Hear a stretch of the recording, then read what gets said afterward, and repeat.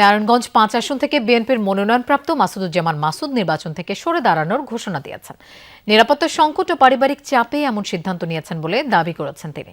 দুপুরে নারায়ণগঞ্জ প্রেস ক্লাবে সাংবাদিকদের সাথে মত বিনিময় সভায় তিনি এই ঘোষণা দেন। মাসুদুজ্জামান বলেন, বিএনপির মনোনয়ন পাওয়ার পরে শহর বন্দরবাসীর কাছে ব্যাপক সাড়া পেয়েছেন তিনি। তবে পারিবারিক চাপের কথা উল্লেখ করে নির্বাচন থেকে সরে দাঁড়ানোর ঘোষণা দিয়ে সবার কাছে ক্ষমাও চান মাসুদ।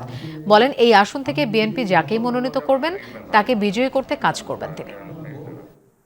আপনারা হয়তো আপনাদের অনেকেরই কে আছে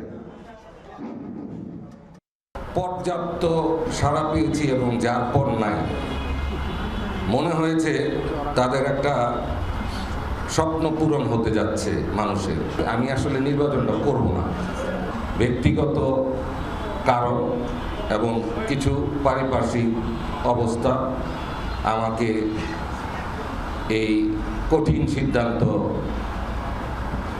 নিতে হলো।